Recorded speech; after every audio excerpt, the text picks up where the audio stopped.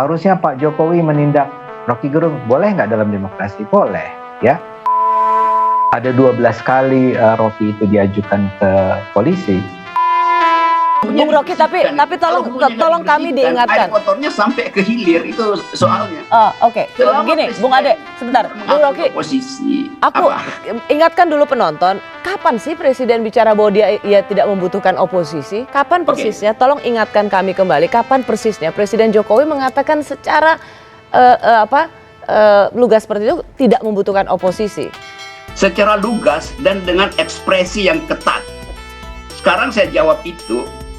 Tolong hentikan sebentar pembicaraan kita. Silahkan Rosi sebagai jurnalis suruh staf Anda Google cepat-cepat Jokowi dan oposisi. Coba lakukan aja. Assalamualaikum warahmatullahi wabarakatuh. Yuk, take.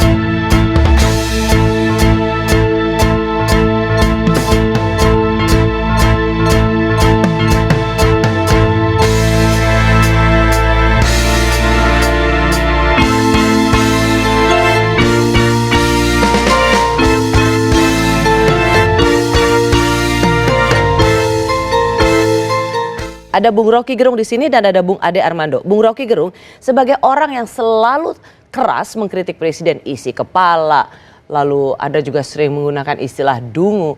Kan nggak pernah kan ditangkap polisi? Oh ya, karena saya nggak punya kartu anggota FBI, maka saya nggak akan ditangkap tuh.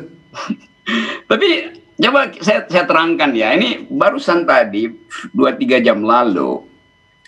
Ini ada berita bahwa saya akan dilaporkan ke polisi itu oleh seseorang yang merasa saya menghina presiden. Karena kemarin saya memang terangkan di FNN karena ditanya oleh Harsubono Arif, saya bilang bahwa ini perhatikan ya, presiden itu tidak paham demokrasi. Karena itu yang mesti direvisi adalah otaknya itu, otak presiden. Saya nggak bilang otak Jokowi, otak presiden. Kenapa?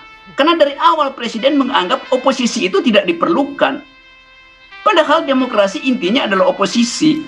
Lalu orang marah, bahkan PSI, Partai Solidaritas Indonesia, melalui salah seorang ketuanya, minta supaya Pak Jokowi melaporkan saya ke polisi. Hari ini dia bilang begitu. Karena dia anggap saya menghina presiden. Dia juga dungu, dia nggak ngerti bahwa yang saya terangkan sebagai kepala negara, beliau tidak paham demokrasi. Apa buktinya? Karena beliau menganggap bahwa oposisi itu tidak boleh. Kan itu diucapkan oleh presiden. Jadi bayangkan, ini barusan presiden kemarin bilang supaya hormati perbedaan pendapat. Sekarang pendukung presiden mau melaporkan saya ke polisi. Ini laporan yang keberapa kalau dari seluruh aktivitas percakapan politik Bung Rocky?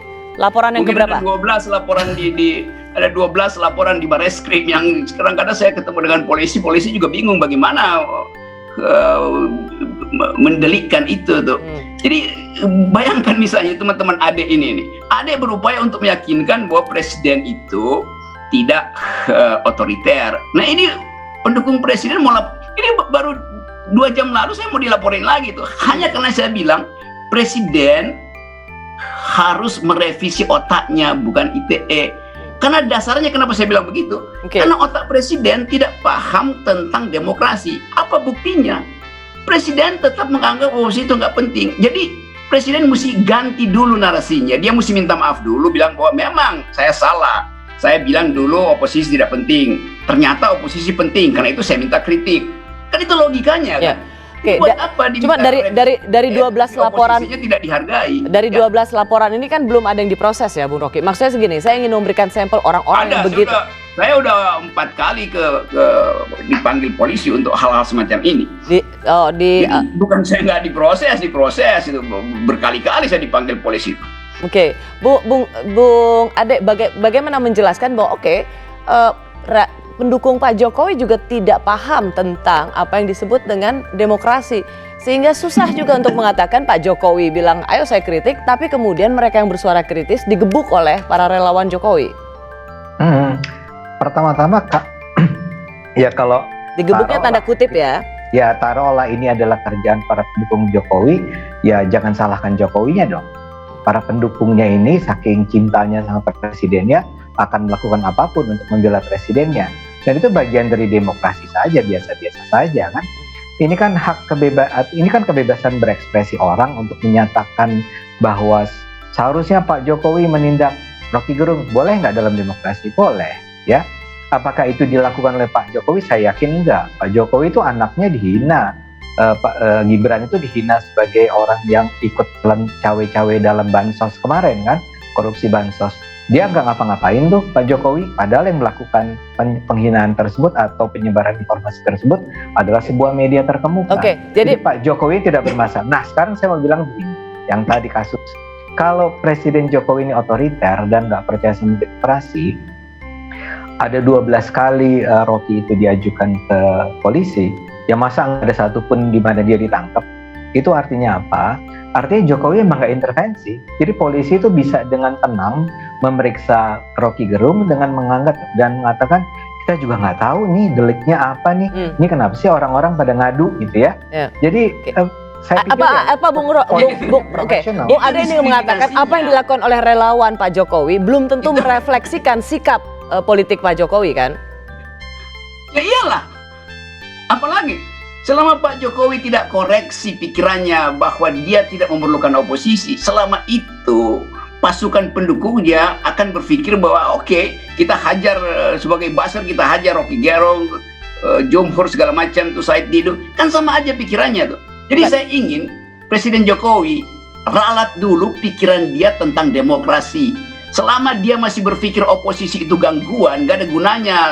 ITE itu soal kecil. Jadi presiden mesti datang dengan satu pidato singkat. Justru Bung Rocky, oleh justru yang ini dikatakan oleh Bung Ade adalah begitu banyak relawan Pak Jokowi itu tidak monolitik. Siapa yang bisa mengatur sekian ratus gitu? Tapi maksudnya apa yang dilakukan oleh relawan Jokowi bukan selalu merepresentasikan sikap politik Pak Jokowi. Memang saya nggak peduli dengan relawan karena relawan itu kan otaknya separoh tuh. Separohnya adalah duit sebetulnya tuh. Yang saya peduli adalah Presiden Jokowi belum, saya bikin lebih lembut ya, belum paham demokrasi karena dia masih menganggap oposisi itu tidak boleh. Jadi tolong Adek bilang bahwa oposisi itu adalah sinonim dari demokrasi. Nah turunannya nanti baru undang-undang ITE. Jadi selama paradigmnya nggak berubah, karena itu saya minta revisi otak presiden. Bukan Jokowi, tapi sebagai presiden dia harus tune in dengan ide oposisi.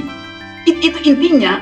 Jadi jangan diputer-puter. Saya mau clear dari awal bahwa negara ini negara demokratis. Oleh karena itu oposisi dimungkinkan. Presiden tidak boleh mengatakan bahwa dia tidak memerlukan oposisi. Itu artinya dia tidak paham demokrasi. Itu logikanya begitu. Saya rasa ini Pak sangat relevan dijawab oleh seorang Ade Armando yang selama ini juga sangat penggiat kebebasan berbicara. Ya, saya sampai sekarang nggak ngerti kenapa isu oposisi ini menjadi seperti inti dari pembicaraan kita mengenai. Presiden bilang begitu, dia tidak perlu oposisi. Iya. Karena itu ada yang mesti buka pikiran. Enggak. Ini cuman hulunya ada di situ, hilirnya ITE. Bung Rocky, tapi tolong kami diingatkan. Air kotornya sampai ke hilir itu soalnya. Oke. Begini, Bung Ade, sebentar. Bung Rocky, aku ingatkan dulu penonton, kapan sih Presiden bicara bahwa dia tidak membutuhkan oposisi? Saya nggak tahu, saya nggak tahu. Tapi no. Saya justru mau nanya ke Bung Rocky, mengingatkan kita kembali, kapan persisnya ini buat Bung Rocky Gerung, kapan persisnya? Tolong ingatkan kami kembali, kapan persisnya Presiden Jokowi mengatakan secara lugas seperti itu tidak membutuhkan oposisi? secara lugas dan dengan ekspresi yang ketat. Sekarang saya jawab itu, tolong hentikan sebentar pembicaraan kita. Silahkan Rosi sebagai jurnalis suruh staf Anda Google cepat-cepat Jokowi dan oposisi. Coba lakukan aja. Ya. Tapi saya boleh komentar. Ya, oke. Saya coba ingat tidak membutuhkan oposisi. Apakah itu dalam forum? Oposisi itu bukan demokrasi Pancasila. Oposisi itu tidak kita perlukan. Oposisi itu menghalangi macam-macam. Cari pidatonya itu di belakangnya ada massa tuh, pidato presiden begitu. Masa jurnalis nggak pernah tahu soal semacam itu? Bang Ade, apa Anda melihat ini sebagai sebuah pidato presiden yang dipegang sebagai karakter seorang presiden yang otoriter? Ya jelas dia ucapkan itu. Enggak, saya mau tanya Bung Ade. Ya, nggak tahu itu kalimat pertama, saya juga nggak tahu kalimatnya seperti apa, konteksnya kalau gitu apa. Jangan ngomong itu, nggak tahu. Ya, nah karena saya nggak tahu kalimatnya, saya menghindar dari pembicaraan itu, Rocky, ya. Oke, saya nggak mau. Dan karena itu saya katakan tadi bahwa kalau hulunya nggak diberesin, nggak ada gunanya saya juga bicara. Jadi presiden kedua memang isunya yang saya tahu kita sedang bicara tentang seberapa jauh kita bisa mengkritik, mau oposisi mau saya sendiri sebagai pendukung Jokowi, saya boleh nggak mengkritik? Misalnya urusan JRI yang saya sebut, Nuril Baik yang saya sebut, Prita Mulyasari yang saya sebut, ya, itu sama sekali had nothing to do dengan soal Pak Jokowi, tapi mereka kemudian terkena efek dari keberadaan Undang-Undang ITE. Makanya saya setuju bahwa Undang-Undang ITE ini perlu direvisi. Adapun mengenai Pak Jokowi, pernyataan dia tentang oposisi, saya enggak yang kritik. Kita kan bicara tentang kritik. Enggak, karena kritik, saya begini, saya baru mendapat begini. Tadi kan mencari sumber. Ini kan ini yang apa yang dikatakan oleh Bung Rocky ini penting. Benarkah seorang presiden mengatakan tidak membutuhkan oposisi? Saya ingin diminta dengan rendah hati mengatakan tolong ingatkan kami apakah betul presiden. Saya diingatkan bahwa betul Presiden Jokowi mengatakan yang tidak dibutuhkan itu adalah konteksnya oposisi yang menebarkan kebencian yang diucapkan di JCC 14 Juli. Gitu loh Bung Rocky. Jadi memang oposisi yang menebarkan kebencian Bung Rocky. Ada konteksnya. Betul. Iya, saya terangkan ya. Akhirnya presiden mesti kasih predikat tambahan oposisi yang menyebarkan kebencian itu. Artinya dia nggak paham bahwa oposisi itu final dalam demokrasi mau apapun. Jadi nanti dia bilang oposisi yang menyebarkan kebencian yang dilakukan pada hari ini. Jadi panjang kan. Jadi dia nggak ngerti bahwa oposisi itu tidak boleh dikasih predikat tambahan. Mau menyebarkan kebencian, menyebarkan pujian. Oposisi hanya boleh yang menyebarkan penghargaan, pujian. Itu ngaco juga kan. Kan itu poinnya tuh. Logiknya begitu. Apapun pokoknya oposisi boleh melakukan apapun tanpa predikat apapun. Iya. Itu nanti diukur di hukum, dalam hukum, bukan dengan udah dikasih batasan oleh presiden. Itu kacaunya pikiran beliau tuh. Bung Ade, jadi kita clear ya. Apa yang ingin disampaikan oleh Bung Rocky, kenapa presiden dianggap tidak paham demokrasi? Karena melihat oposisi saja padahal waktu itu konteksnya, kalau kita melihat secara ini konteksnya adalah oposisi yang menebarkan kebencian. Sehingga itu membuatnya tidak paham demokrasi. Tapi kembali saya ingin ingatkan bahwa pembicaraan mengenai kritik terhadap pemerintah itu tidak mesti dilakukan oleh oposisi, ya. Misalnya saja, apakah majalah Tempo itu bisa kita kategorikan sebagai majalah oposisi? Ya enggak, majalah Tempo sedang menjalankan perannya sebagai watchdog dan kemudian dia menampilkan informasi-informasi yang kritis mengenai pemerintah. Nah, apakah Tempo kemudian dianggap sebagai bagian dari oposisi dan karena itu dia adalah bagian dari yang diserang oleh Jokowi? Saya rasa tidak. Saya rasa kembali ke inti masalah ya. Apakah pemerintah saat ini adalah pemerintah yang anti kritik, pemerintah yang tidak paham demokrasi, pemerintah yang sekedar pencitraan ketika dia mengatakan kritik kami atau ketika dia mengatakan kita ubah undang-undang ITE? Saya rasa enggak. Dan kita sebagai masyarakat yang pro pada kebebasan berbicara, berpikir, justru harus terus mendorong Pak Jokowi agar Pak, kami mendukung sepenuhnya. Karena saya yakin ada banyak pihak yang sebetulnya juga tidak terlalu nyaman dengan ide untuk merevisi Undang-Undang ITE ini, bahkan di kalangan pemerintah sendiri. Jadi kita berada di belakang kami, bukan kita ya, kami berada di belakang Pak Jokowi untuk melakukan langkah-langkah yang sangat penting, sehat bagi pertumbuhan demokrasi di Indonesia ini. Jadi kalau saya misalnya ini mengatakan, Anda merasa bahwa undang-undang ITE ini digunakan oleh kekuasaan untuk membungkam kritiknya? Anda nanya ke siapa, Ros? Ke Bung Hade. Apa? Apakah saya menganggap merasa bahwa undang-undang ITE ini sebagai penggebuk atau pembungkaman bagi suara-suara kritis pada kekuasaan saat ini? Oh, itu yang saya katakan. Saya sih tidak melihat itu ya, tidak melihat indikasi itu. Tapi begini, karena kita memang harus ya karena tidak ada bukti yang cukup untuk mengatakan bahwa, makanya saya misalnya tadi mau menggunakan contoh Raffio itu dalam rangka ketika Raffio mengatakan bahwa oke, saya mengalami doxing, bullying dan seterusnya gara-gara saya mengungkapkan bahwa ada staf presiden yang terlibat dalam saya lupa kasusnya apa, tapi kasus milenial.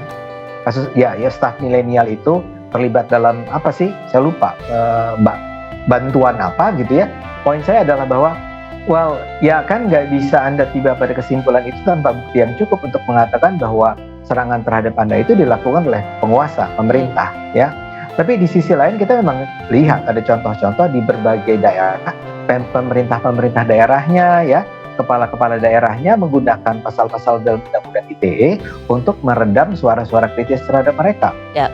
Yang saya katakan adalah bahwa kalau dibilang bahwa pemerintah kekuasaan itu meredam suara kritis dengan menggunakan undang-undang ITE, maka jawaban saya adalah saya rasa sih kalau Pak Jokowi ya, itu tidak. Orang-orang terdekatnya juga kayaknya tidak. Tapi apakah kementeriannya ada yang begitu? Ya, apakah ada orang-orang di partai yang begitu? Apakah ada bupati, wali kota yang begitu? Saya rasa ada. Ya. Nah, karena itu kuncinya selama masih ada undang-undang ITE, ya sulit bagi kita untuk meniadakan kasus-kasus di mana suara kritis dibungkam dengan menggunakan sesuatu yang konstitusional sifatnya. Selama pasalnya masih berbunyi seperti itu, ya. Itu Bung Ade yang mengatakan selama ada undang-undang ITE siapapun bisa melakukannya atas dasar bahwa merasa dicemarkan nama baiknya tanpa harus melempar bahwa ini gara-gara ini karena berada di lingkaran Jokowi gitu kan. Oh iya. Oke. Ya, makanya saya gunakan contohnya saya sendiri jadi korban tanda petik kan, ya. Tapi saya ke Bung Rocky dulu boleh untuk mendengar pandangan dia. Silakan. Bung Rocky. Selama presiden tidak paham demokrasi, tidak ada gunanya mempersoalkan undang-undang ITE. Kenapa Anda tetap di situ ya, bahwa Anda melihat bahwa Presiden Jokowi tidak paham demokrasi, sehingga tidak ada gunanya berbicara soal demokrasi. Dan memang karena ini menu utamanya adalah demokrasi itu. Bung Rocky, bagaimana dengan pertanyaan sederhana? Kalau seorang Presiden Jokowi tidak paham demokrasi, orang seperti Bung Rocky kan udah ditangkap dari dulu. Orang yang kritis juga banyak, udah ditangkap lebih dulu gitu. Kalau seorang presiden, saya terangkan sekarang karena saya nggak punya kartu anggota Muhammadiyah, nggak punya kartu anggota FPI, maka saya nggak akan ditangkap, nggak ada gunanya kan? Kan itu sebetulnya makro politiknya itu. Kan presiden baru bereaksi, oke, kita revisi undang-undang ITE, padahal kritik itu udah dilakukan oleh Asfinawati, Haris Asrar, Fadlizon, bahkan segala macam itu dari awal, dari periode pertama presiden itu tuh. Sekarang kenapa presiden tiba-tiba mengalami pencerahan supaya undang-undang itu direvisi? Ya karena ditegur oleh Yusuf Kalla dan SBY, kan itu soalnya kan. Jadi ini mau nyogok supaya SBY dan Yusuf Kalla nggak nyalonin diri lagi jadi presiden 2024, karena juga potensi kembali SBY dan YK misalnya kan. Nah, saya bukan mengolok-olok, tapi ya kita lihatlah burning isunya itu, momentumnya justru presiden baru ngomong itu setelah ditegur oleh Yusuf Kalla dengan satire dan dikritik secara sangat tersamar oleh SBY. Kenapa baru setelah itu presiden minta revisi? Itu artinya presiden diskriminasi terhadap pendapat warga negara. Kalau SBY aja diladenin, kalau Yusuf Kalla ketakutan itu. Kenapa kalau orang lain bilang revisi undang-undang ITE dari 5 tahun lalu terus-menerus setiap kali ada seminar, webinar ya, itu baik, presiden diam aja. Kita harus karena break. Dia tidak paham demokrasi. Tapi saya sudah dibilang harus break. Tapi ada pertanyaan saya mengusik. Siapa bilang Presiden Jokowi takut dengan SBY dan JK?